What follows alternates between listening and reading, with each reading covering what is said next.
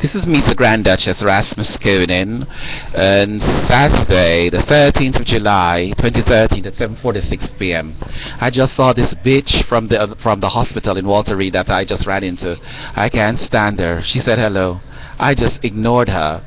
What do you understand when somebody ignores you, darling? What a bitch.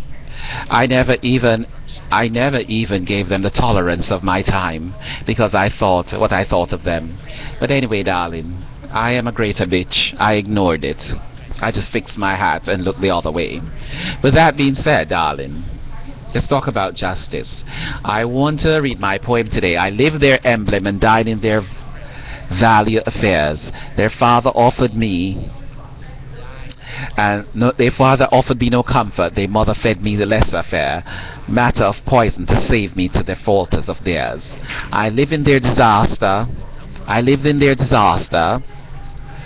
a dream no ever after, a nightmare of screams, they wrap with gleam and dine in their hypocrisy, to see what left after, everything they get warranted in wet. I live in their emblem, where family matters, no companions or family at my Sunday feast, like an animal they treated me to their disease. I dine alone, not lonely behold, wholly now a great zeal, of which no hesitation I give to the fleas to eat. I live in their emblem, of which I had never became, because I was the emblem they couldn't personify and made innate. Dined without the life they couldn't make, and refused the company of mouthed mournings to ache. I live in their emblem of my death.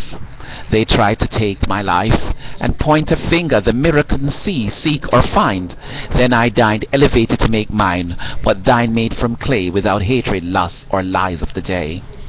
I live the emblem as a child alone, not lonely. What does thee make mine? I dine to open up the sky, to love promise, not offered or wise to eyes, in which I dine lowly, but higher than they, armed with weapons that destroy lives. I live my emblem, freedom I hold, not freedomed for them to take stronghold, and dine well weary in themselves, the weapons of mass destruction, the demons that destroy themselves. I live liberated, free where fair the threat they make to meal. Thine eye upon thine eyes, where I am filled with the shine that Ra made to unbind mind. I live my emblem and dine where it matters, the thoughts of wisdom, now simple seas, fresh unsalted waters. And where I dine,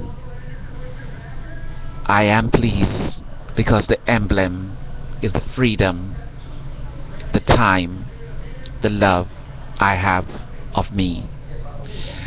This is me, the Grand Duchess Rasmus Koenen, and I wrote that about value and about justice. I went to the Rayburn building this week at Washington D.C. and what did I see? A statue, unbeknownst to me. I wanted to talk about Trayvon Martin trial also, but let me get to this point. And I wrote it in one of my Sunday columns already about the woman, Solomon, and these two women, and what the woman represented. He had to decide which baby does this child belong to. It's somewhat of a prophecy. The baby representing time, talent, technicalities, and how one woman would just give it up. I know my baby. The truth is that I love my baby. Let me give my talents. I can regain something. Let me walk away with this selfish person. But in just that, she became the woman of justice. Look at the statue clearly with the tablet, the angel of justice. Look at the the statue or the sculpture dearly. She is that woman, and the child, the resurrected woman, the fully judged woman, and Solomon to her right. And how prophetic that judgment and law was so concrete. It was so spoken. It was so just.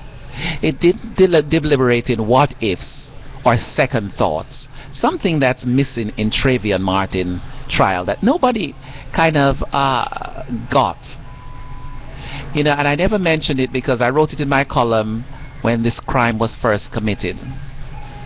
You know, something ring a bell to me, and it just was not. This just did not gel. Who has authority? Where is it delegated? And to when? And to when? And who should it be delegated? And how is it delegated? And if so, when it is delegated, do we have people that can stand in such a position and understand their position and follow orders? That is a big deal in all of this trial that nobody seemed to address. The anxiety is to get a conviction on one end and justice on the other end. Two mothers, two children. And there is one thing missing poignantly from this trial that none of the lawyers brought to it. And I shall not mention it because I mentioned it in my article 2 years ago. But anyway, I see the monotony sometime, that law and judgment, how it crumbles society and it doesn't function. It is not fully operational in its strength. There is no clear-cut boundaries or lines in which people should operate. So we live in the fear of it, or we live oblivious to it. Either way, with a good lawyer, we may find, quote-unquote, justice, if it's justice that we seek. But it's so funny how words and action can be so moronic.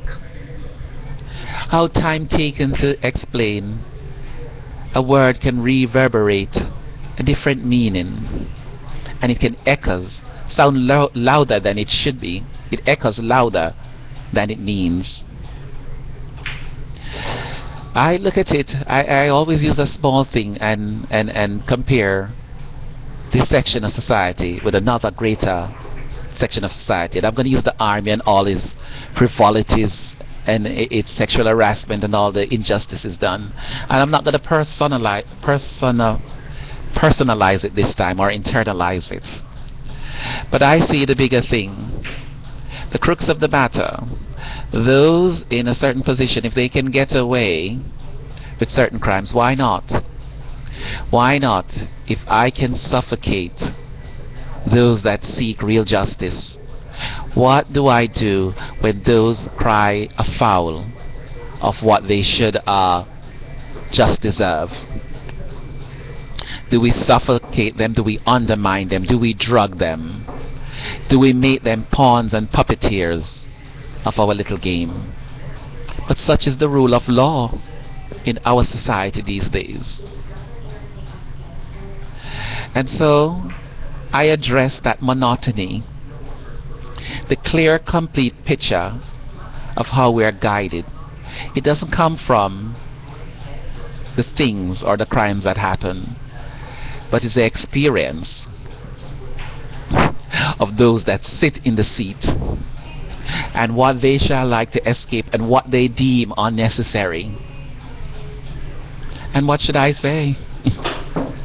Travesties are travesty, and we run into this hellhole because we don't know where, when, or what, why. But we know this is the role. I live in that